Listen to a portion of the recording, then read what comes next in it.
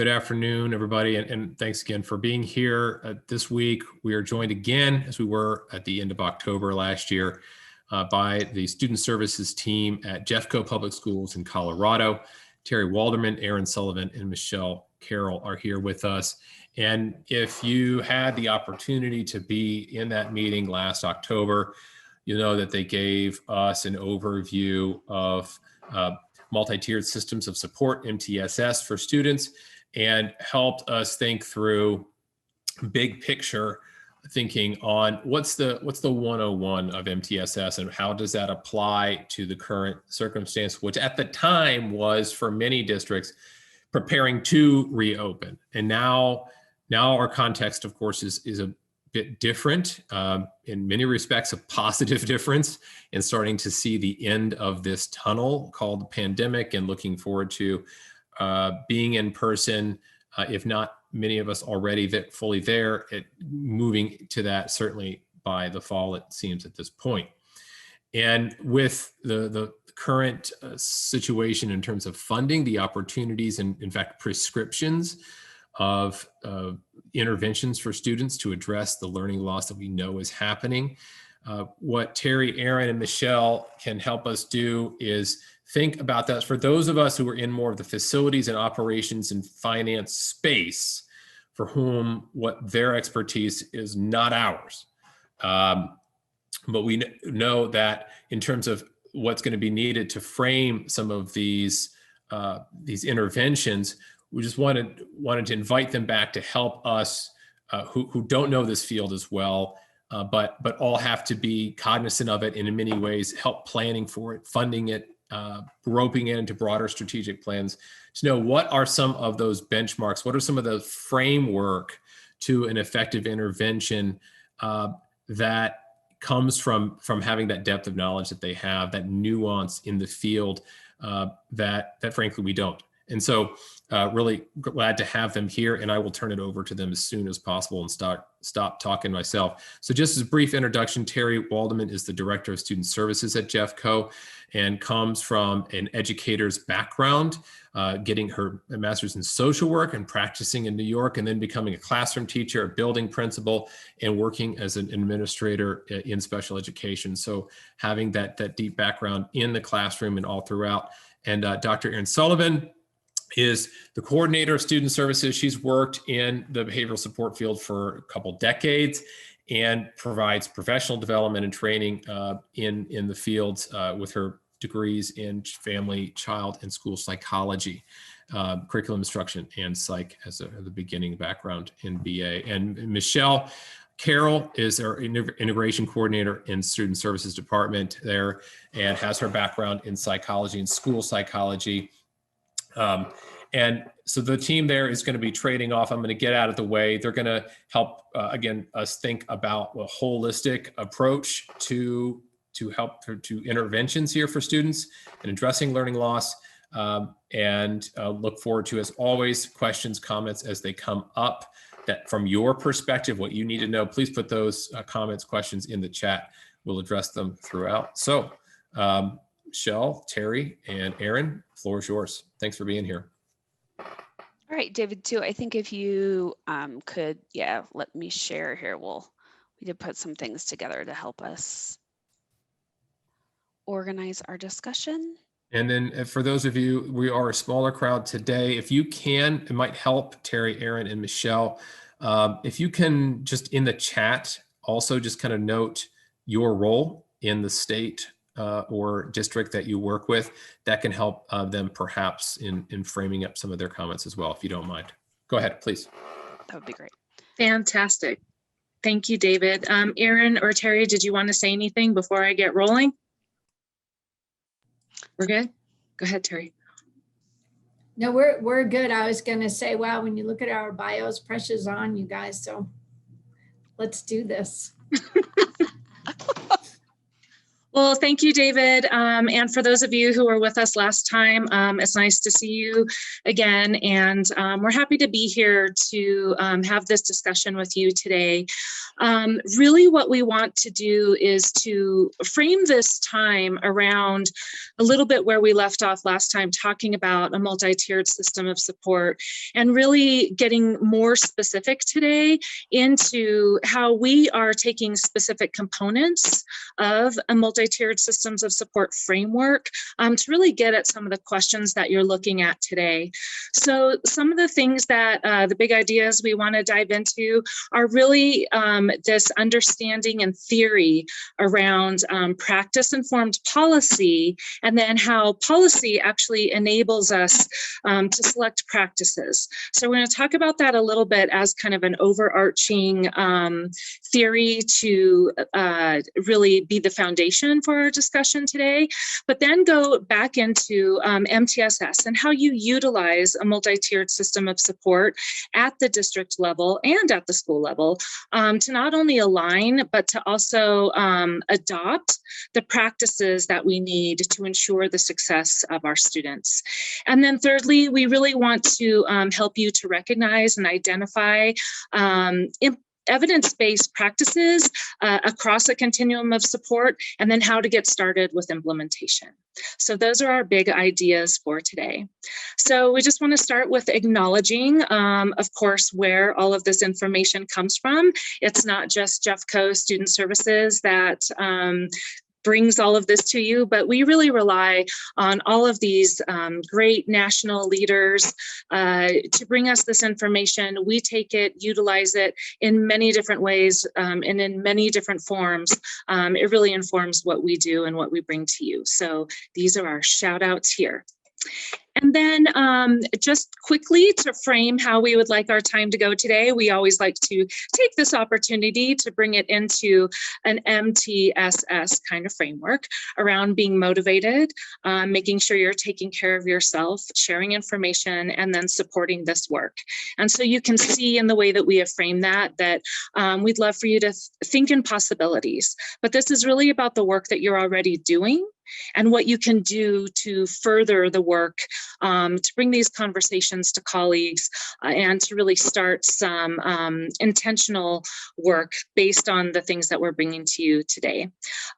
We will have time for questions, so we will format that either through the chat or using your mic, but you can certainly post questions throughout our time together, and we will get back to them in our remaining time at the end. So to get started, I think we used this last time as well, just our grounding kind of quote that just brings us to this work and why we do it is we call it the lettuce quote. It really is all about the lettuce. And when you look at what this says from Thich Nhat Hanh, is really taking a look at what is it that we have influence over? What is within our sphere of control and influence, if you will, about what we can change? Not looking so much at individual student problems and what it is within them that needs to be changed, but what it is systemically that we can do to really help our students grow and our lettuce, if you will, grow. Really for us, that is around environment, instruction, curriculum. What kind of changes can we make to ensure that our students are getting what they need? So in a big picture theory today, what we're going to do is really frame this work around this specific context from the National Implementation Research Network that really talks about these policy to practice feedback loops. And we really feel like this is, again, big picture thinking, but something that in the work that you do, we thought it would be good to bring it forward to talk about the connections and how you can really influence change. So if you see on that left-hand column, it says external systems change support. And this conversation is all about systems change. How can we do better for our students? And what we really want to draw attention to then are how we have these policy to practice feedback loops. that are really designed around a PDSA or a plan, do, study, act cycle, that our district leaders and policy decision makers in districts really can use this kind of model to gain an understanding, not only of the barriers to implementation of how we change things for the positive within our systems, but what keeps us from doing that? And then how do we get at being able to be more successful with aligning our systems so that we can have systems change that is successful. In a very large, complex district, such as Jeffco Public Schools, this is no easy task because there are a lot of different conversations around a lot of different policies and practice. But a lot of times what ends up happening, whether it's at the district level or the classroom level, the school level, is that we have a lot of conversations that are only focused on that plan and do parts of the cycle. And so really to look at implementation and for implementation to work in systems change, we really have to look at coming into this cycle at multiple levels and being able to look at not only our policies, but structures, procedures, and practices, and how they affect what we're trying to get to, which is really student success. So if we stay in just the plan, do, and plan, do cycle without conversations about how practice informs our policies, and then how policies enable practices, sometimes we can stay kind of stuck in that cycle. So really, we're not going to dive super deep into this, and Erin will talk about the PDSA cycle a little bit more as we go on in our conversation and specifically talk about data and how we use data for decision making at all of these levels, the national level, the state level, regional, so on and so forth, all the way down to what we're doing for individual students. But if we can really talk about this communication piece, we can help use this data to not only help inform policymakers and impacts on practice, but we can really help ensure, again, that our chances of improvement or change to achieve the outcomes we want can be stood up through this process. But it has to be continual. It's a continuous improvement cycle with a lot of feedback involved. So given that and where we are today in Jeffco, we are really have been focused on this multi-tiered system of support framework to help stand up what our work is and how we do our work. And so we've been utilizing, and you can see some of the key words in the definition here that I'm not going to take the time to read to you today.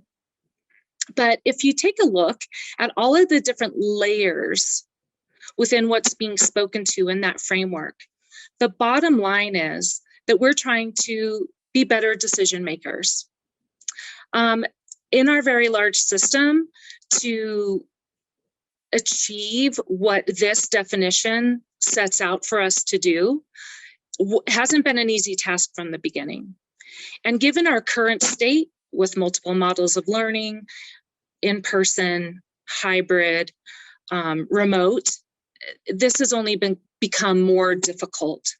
And so again, to go back to that, the cycle, the feedback loop with policy and practice that I just talked about, really we have to make sure that we're continually going back and having that feedback loop, because our goal is really to create systems of change, understanding the policies, the practices, and finding those that we need to work on that are going to enable us to more intentionally align not only our standards, but our expectations for students, and really be able to better organize what resources and supports we have based on what students need.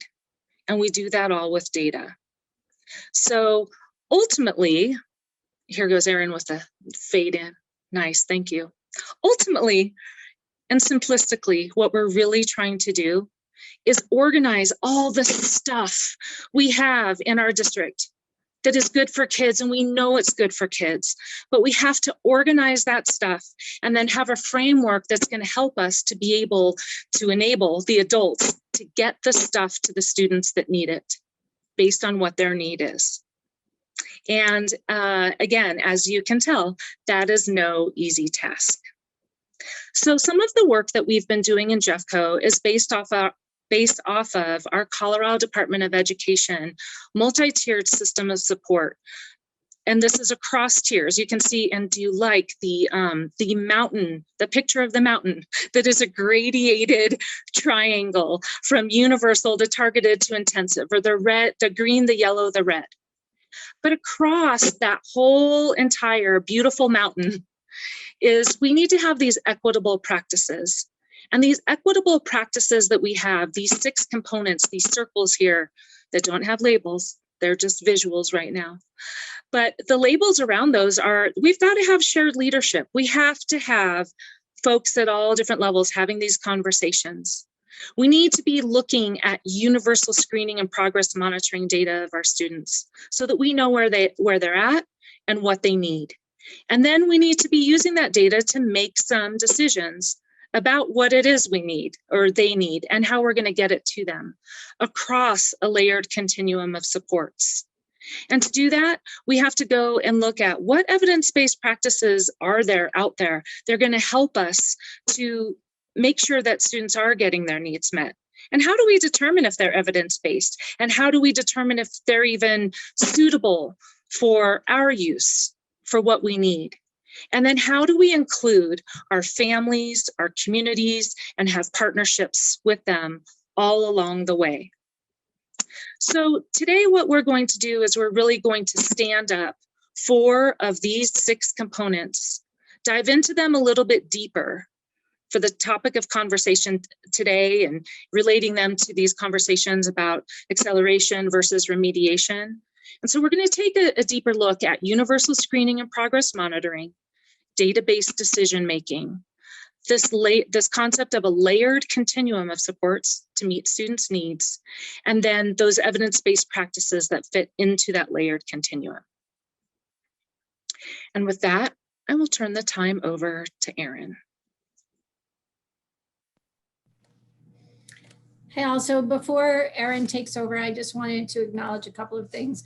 One, for those of you who did put your roles into the chat, thank you so much. And we are already feeling honored that we were able to do this, but seeing the people who have taken the time to come and join this conversation today, we greatly appreciate that we've been invited to be here with all of you.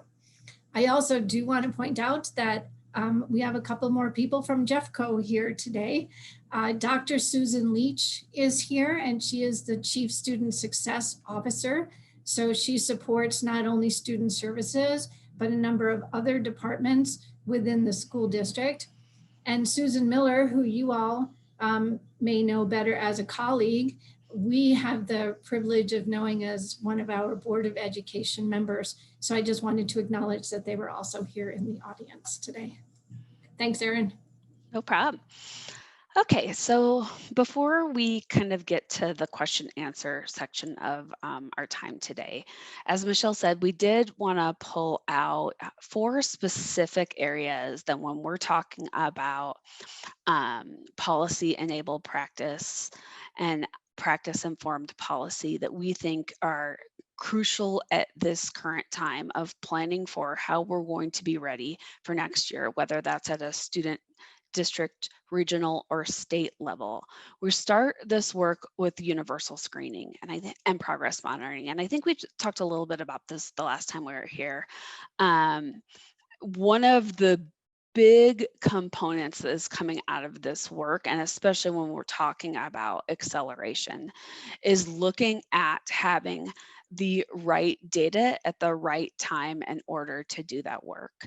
And so in order to be successful for our learners that might need more support in that acceleration model, we really have to have progress monitoring and screening instruments that will tell us where they're at, how they're doing, what they have the skills for, and what they might need more support in doing. So that is a big space. I think the other thing is I feel like Dr. Leach, Terry, Mishele, and I for pretty much one solid year now, have asked people to take a deep breath and take a look at what we already have, right? That we don't always need to collect 1 million new things, but that there's a number of great information that your schools and districts have right now that are going to give us clues into where our students are for the fall. And so that's actually a quote out of a NASP, or National Association of School Psychologists, article around leveraging MTSS to advance, not suppress, COVID-related equity issues, and saying, use this abundance of existing data in most schools to help guide this decision making. And I know we speak quite often in our implementation about also looking at data and data together and different sources of data. So specifically outcome data, which perception data, and fidelity data, or that data that says, did we do what we said we were going to do? And so this is our starting spot about where are our students? Where are they demonstrating that they are today? And what information do we have about students that might not be engaged into what we're trying to do as well? Because I think for all of us, that is the biggest X factor. What is going on with our students that have stayed remote this entire time, that have maybe had some limited participation in that environment? So, but that gives us information as well. Where was that precipitation? What is it around? So utilizing that outcome data, which can be anywhere from map for literacy data to attendance data, even to show us some information. Perception, that's our staff, our students, our families, our community members. What existing information do you have from them?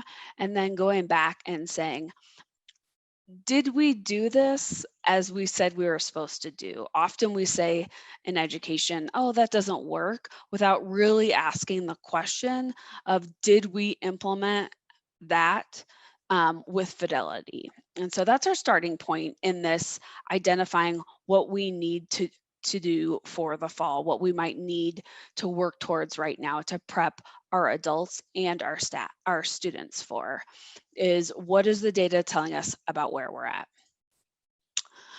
The second component is data-based decision making.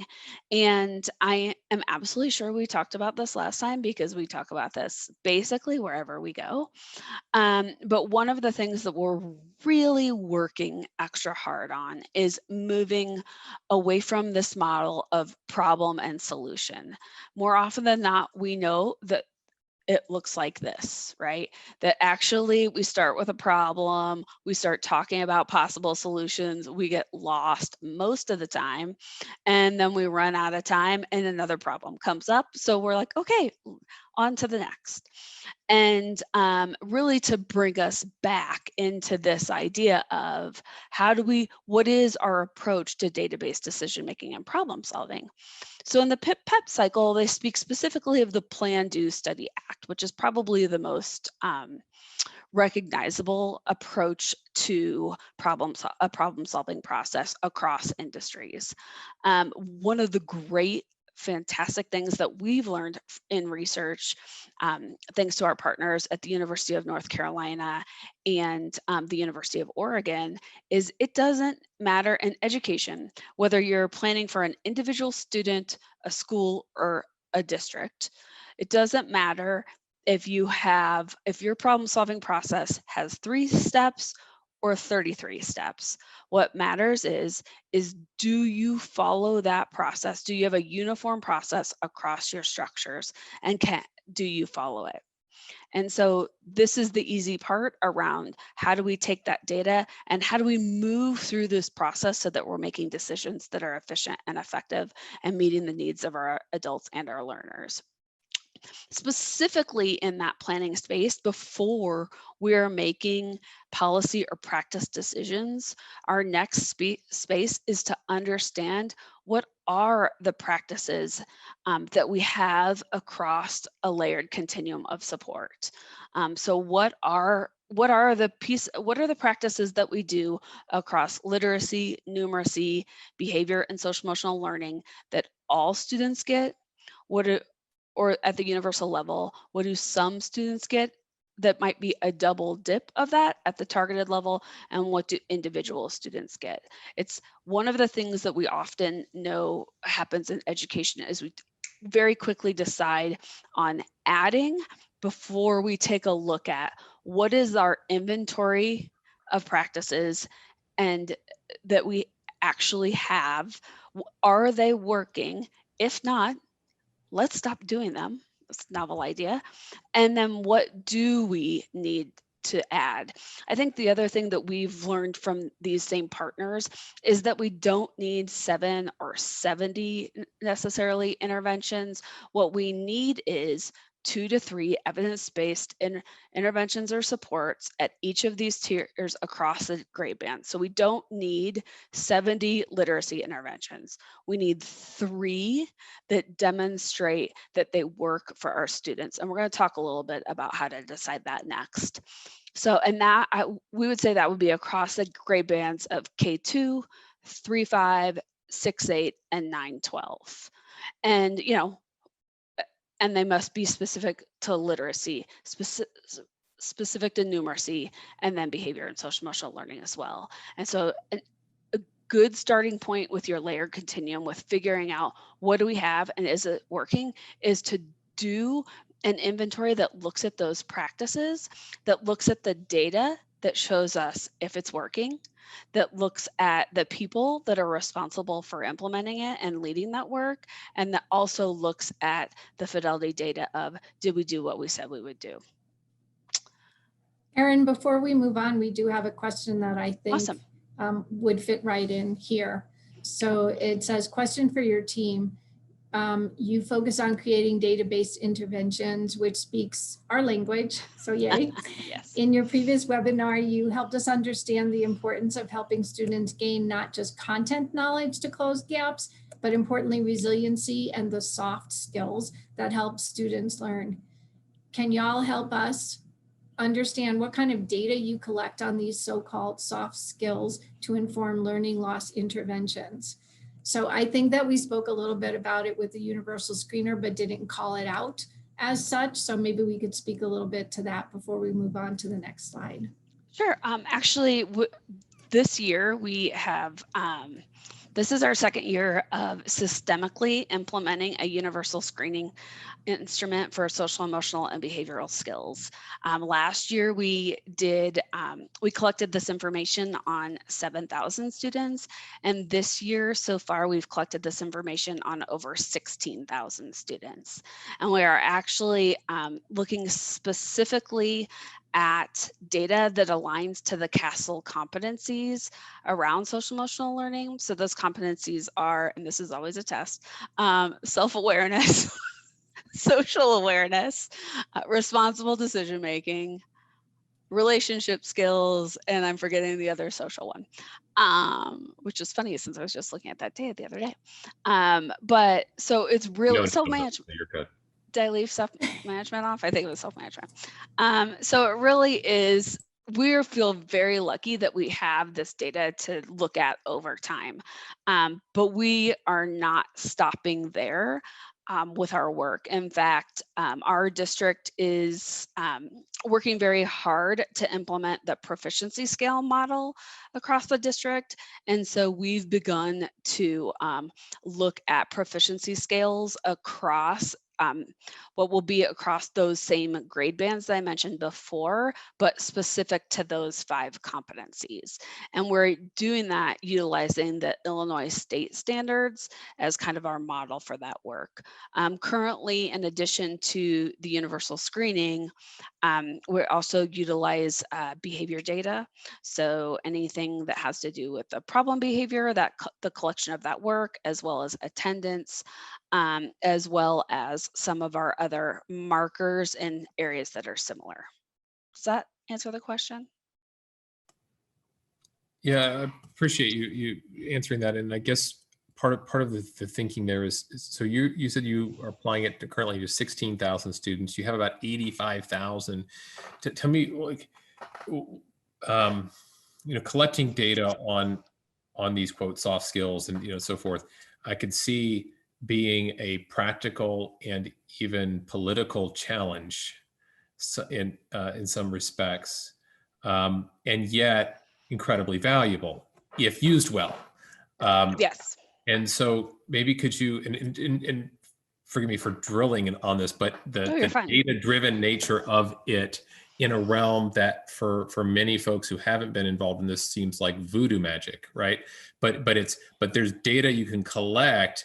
Can you tell us like, what is your plan for using this kind of inventory in addressing, you know, some of these learning loss plans that you have to do at a very large scale for your district?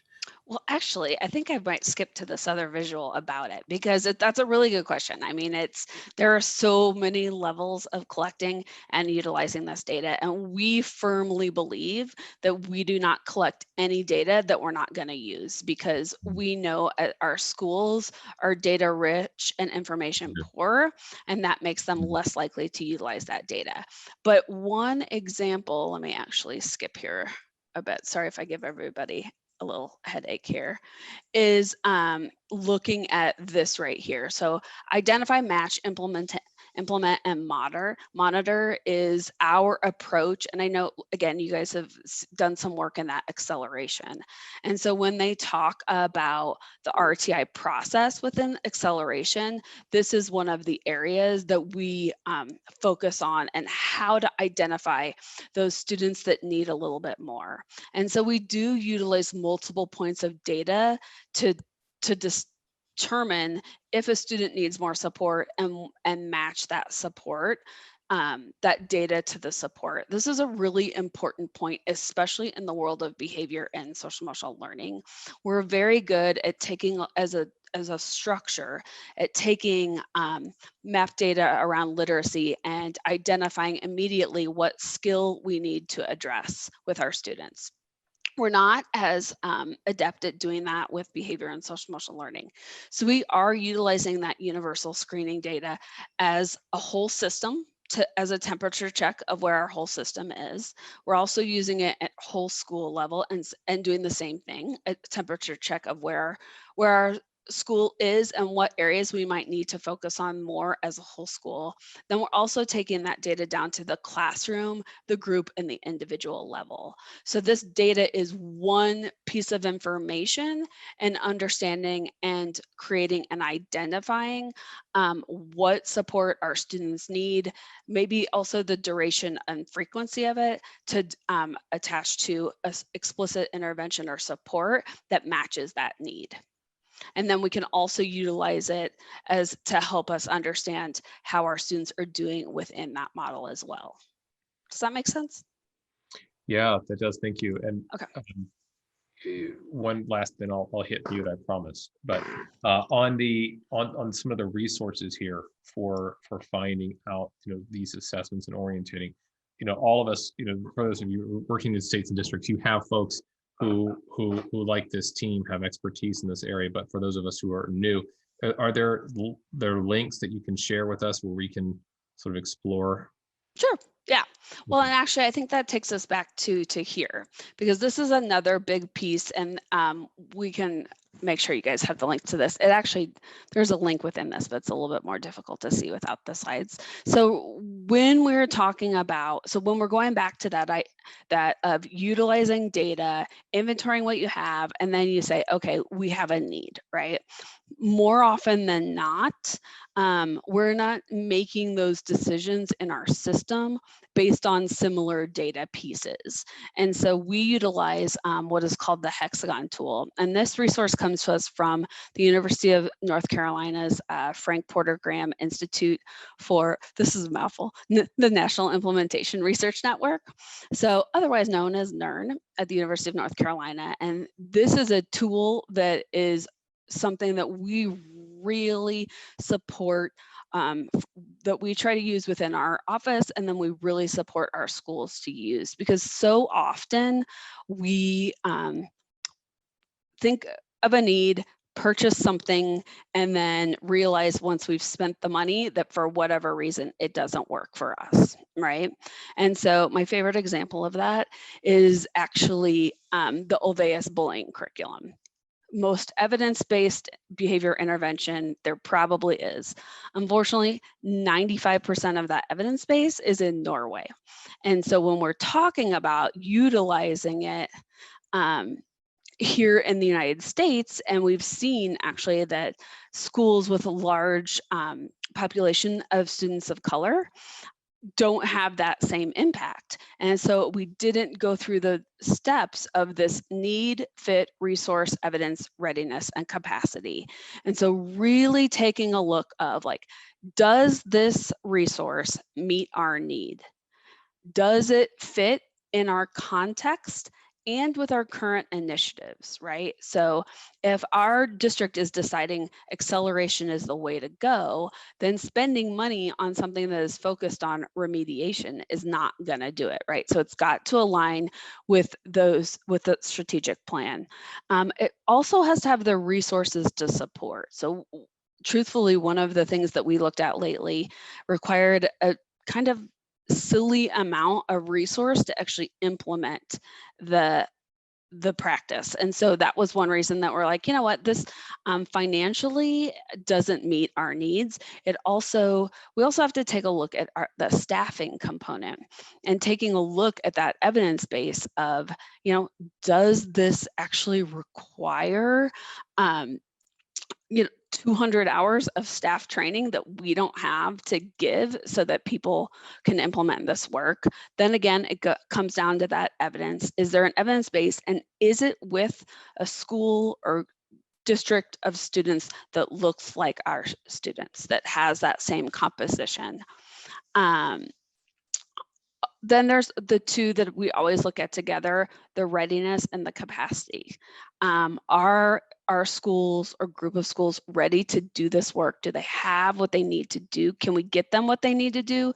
And then is this a one-time buy that is going to, you know, go up in smoke the year after next? Or do we have the desire and capacity to implement this over time?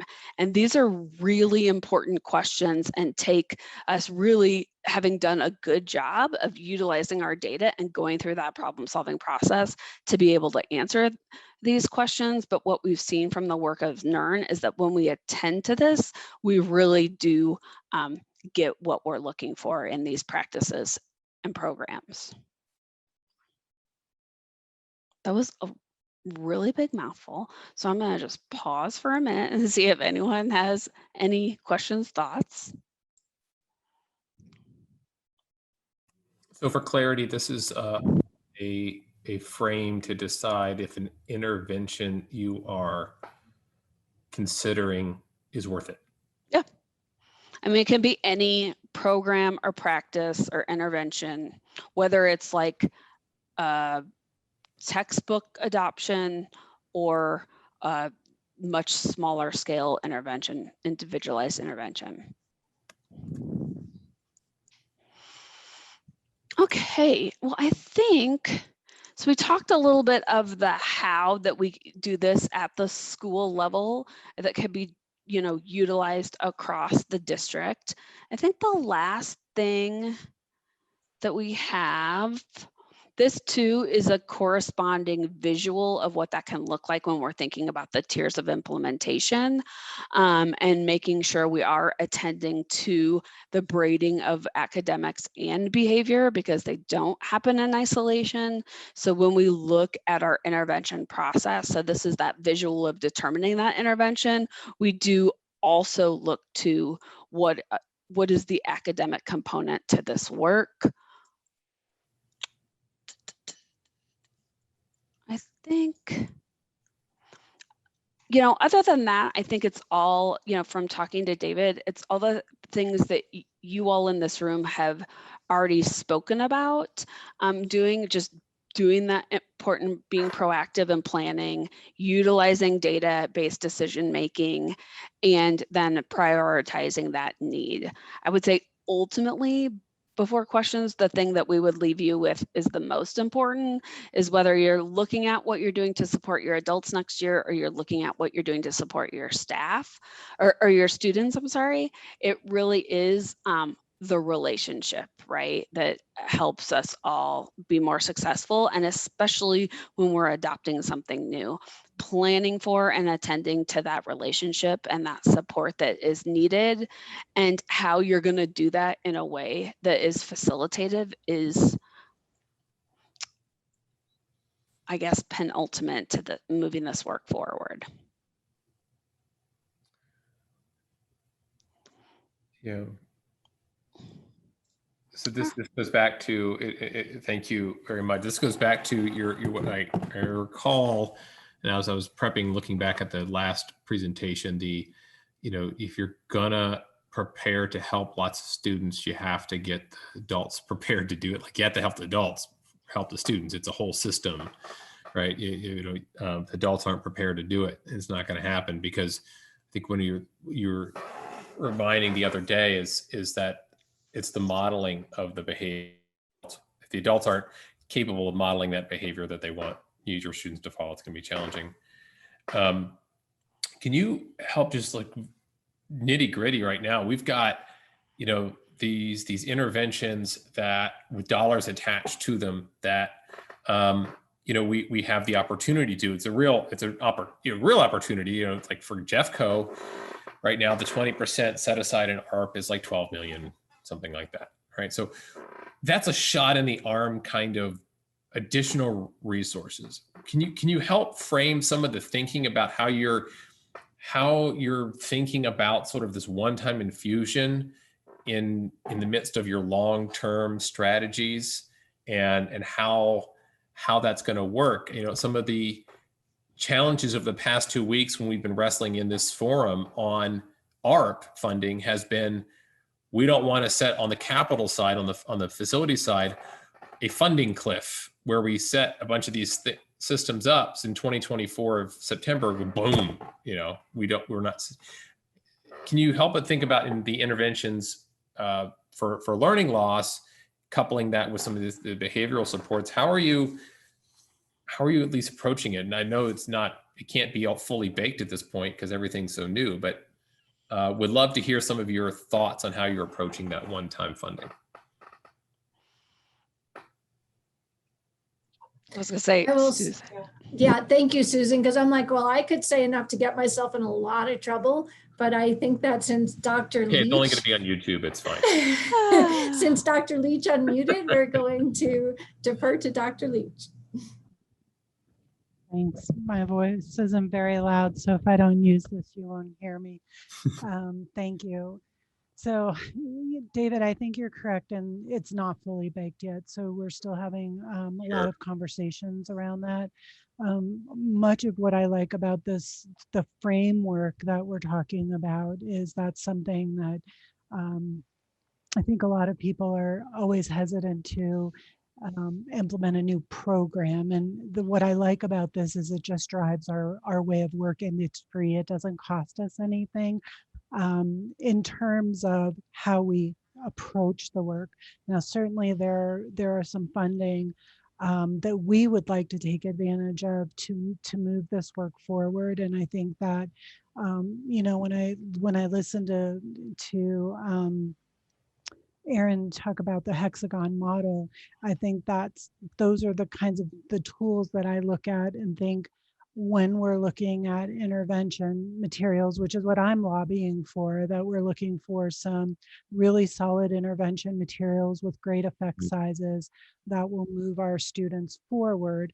Also thinking about a lot of what Dr. Sturman said earlier in the school year about acceleration. And so where would we get the best bang for our buck with not focusing on remediation, but on accelerating? And I think some of that, at least here in Jeffco for me, is a training piece with our teachers, because what I've heard a lot in our interactions with school staff is that they're still in that remediation mindset. And so they're saying things like, well, should we be going back and just repeating everything that students should have gotten last year?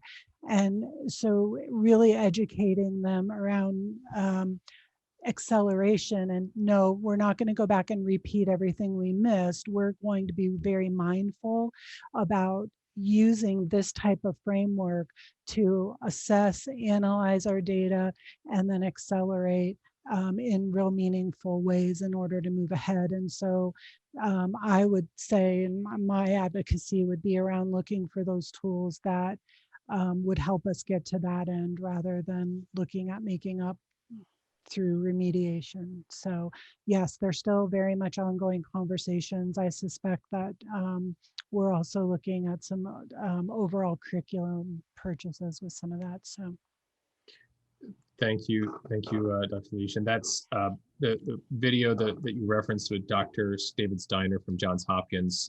Chris is going to put that link there in the chat. That topic really talked about acceleration versus remediation. Very enlivening presentation, enlightening. So please check that one out if you missed David, it. Before we move off of that, I also want to give a plug for the Hexagon. I was in a conversation just the other day where we were talking about funding and what that could possibly look like. And a number of people were suggesting some resources that really were very individualized for that remediation piece. Yeah. And just to ask, just to add it to the conversation of, well, what is our goal?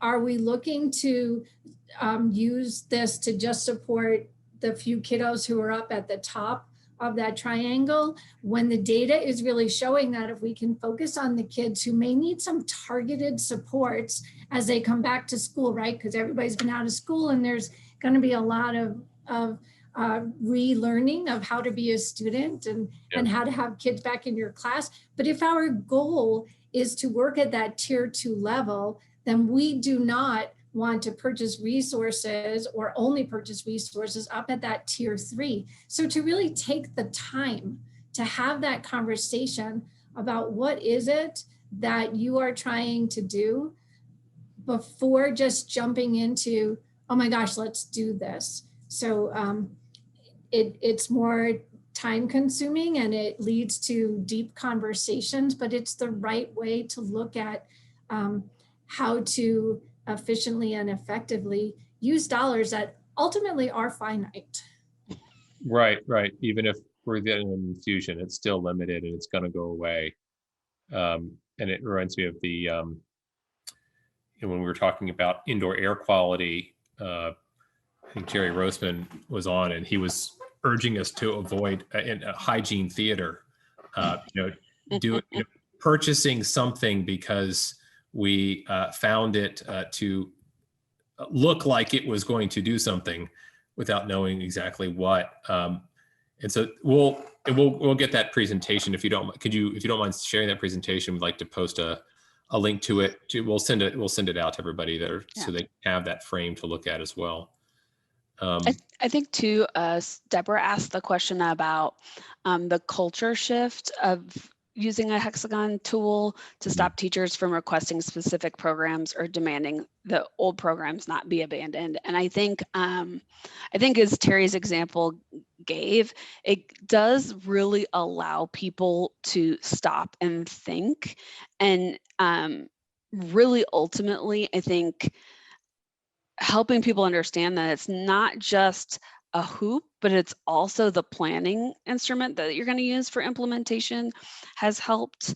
I would say the other thing, Deborah, about people wanting old programs not to be abandoned is kind of one of the things that we often deal with behavior and social emotional learning. And I think for us, it's in part the Hexagon tool, but it's also just a heavy reliance on evidence-based practices that are contextually relevant for our students. And really, when you keep that line, when you establish that line and you keep that line and you bring it back to like, I'm sorry that you love this, that's great, but we're only doing evidence-based practices that match the needs of our students. It becomes hard to argue. Can you tie that into how you were explaining we don't need 70 interventions. We need 2 at this level, 2 to 3 at this level, so on and so forth. So when doing like strategic planning with districts, like one of the things to look at is what can we stop doing? Because simply just adding, there's finite time. And part of the finitude we're dealing with is not just money, but hours in the day For sure. to do things well. How do you look at, and remind us again, the tier 1, the tier 2 to tier 3 kind of interventions at a high level as we're giving a response here, but I'm assuming that you're applying this sort of that hexagon of frame to decision making on saying, okay, district wide, we're going to support these 2 things everywhere, these 2 strategies everywhere for this level, these 2 for this level. Is it like, do you continually refine and relook at those strategies? Is it, this is our strategy for the next 5 years because we're confident? And help us understand the strategic planning cycle of these interventions.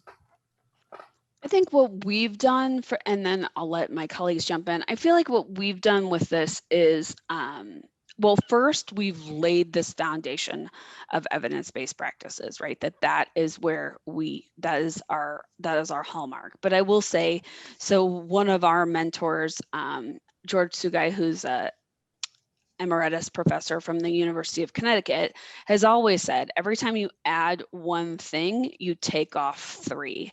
And I think probably for the last 5 years in education, each year we add 7 things and take off no things, right? And so really taking a look, I think that also goes back to having the exact right data you need, because with that data comes an understanding of what do our students really need, especially when we can look at them in groups across our system. That being said, I think that it really is a balance. I think from we can speak from kind of the cell and behavior side of that. It really is we're looking for supports that have a strong evidence base, and that doesn't happen overnight.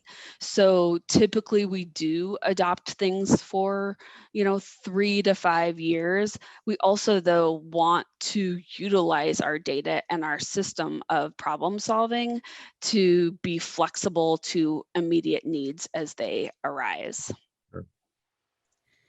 And I'm going to add, for me, this concept of just a few really solid evidence-based strategies. In my days as a building-based school psychologist, and I'm going to just use reading as an example of when we were really looking at being able to do some really solid interventions with students, and finding that when it was just left in a problem-solving team to a teacher to say, this student needs this level of intervention for reading, let's just say reading comprehension.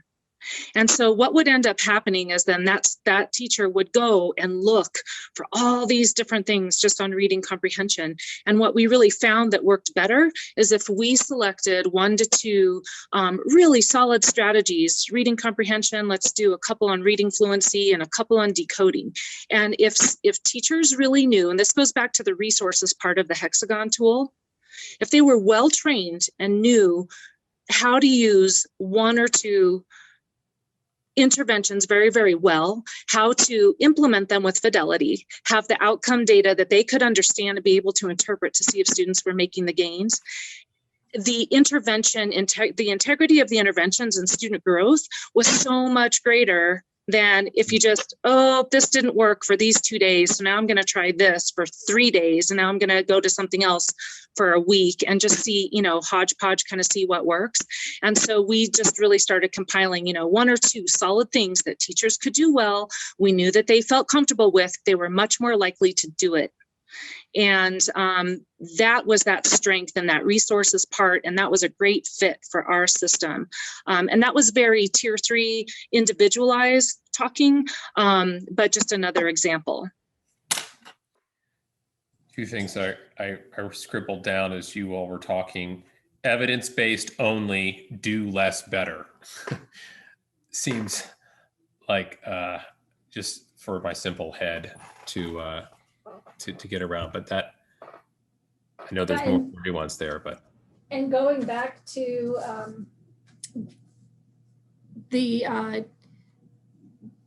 the going back to the acceleration remediation, if Right. you remember, that was the exact point that was made then also, is don't do 20,000 things an inch deep, do less and do it better. And yes, we would absolutely agree with that. I would also say that as you're thinking about your staff, right? Jeffco is a huge school district, and we want all of our students to have the same academic experience, no matter which school they're in and no matter who is in front of them as their adult. And in order to do that, less is absolutely better, because we can train people on that and we can build skills in that and become really proficient, rather than trying to do lots of different things and everybody in the building's doing something different. You can't train for that. You can't support kids efficiently and effectively with that, would be our argument. Well, that makes a lot of sense. And you're right, that does line up very much with when Steiner was talking about the student interventions on academics. It was, we try to cover too much content and we go too thin. We need to go cover less content, do it essentials, and go deep. And you're saying the same thing when it comes to adults and training adults on these interventions, is pick your evidence-based few, train everybody on it, and get really good at it. And you're only going to do that if you have a handful of ones that you know will work, and then you focus on training. That makes sense. And that's a helpful frame to think about how we're going to use this, how many millions you're going to get as a state or a district for doing these interventions, thinking about, rather than a free for all, go figure it out, everybody kind of figure out, everybody knows best, everybody can figure it out, like approach, more of a laissez-faire approach to no, we're going to do our research, we're going to use our filters, we're going to pick our few, and we're going to train and focus on it. I mean, that's what I'm hearing. And just back to that climate and culture piece, on a universal level, if we're doing things school-wide that are consistent, our students, our staff are all speaking the same language. You can already feel the strength in that, right? We have a common language, we have common expectations, that relationship piece is key. The same rule applies. There are so many different things you could do for culture and climate. You could bring in this, innovative practice and all these different things. But let's land on the one that is really going to get us what we need, and we're consistent. And our staff is begging for that, right? Our staff is begging for, give me the few best things to do instead of the 10 million things of choices. Yeah. Right. And that's been the problem this whole pandemic, is how do we do? I don't know. Google it, see what the latest news story that we just saw 5 minutes ago, because the one 6 minutes ago is now old. We have to look at the one from 5 minutes ago to see what the best information is. Yeah, that makes sense. Anybody have other comments, questions? Debbie, thanks for yours in the chat. I feel a bit selfish in hogging most of the questions today. So if anybody would like to pop one in here before we go, please feel free, unmute or put one in the chat comments.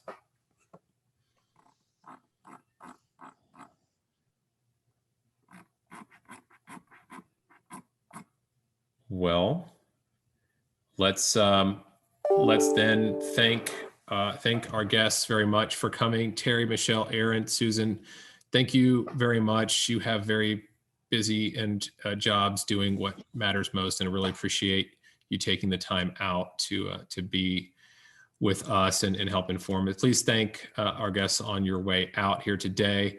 And they're with Jeffco School District. Please, I hope you don't mind me inviting the folks to look you up and ping you with any questions on the website if you want to look them up. But great takeaways here, the evidence-based practices to these kind of interventions, and the holistic approach of academic and social emotional, and the finding out what works and doing it, do less better. That's what I'm going to remember. So thank you all very much for your time again, your presentation expertise. Everybody have a great rest of your evening, and we will hopefully see you next week. Thank you Thank so Thank much. you, Jeffco. very much. Great Yes. job. Thank you. Thank you. Thank you very much.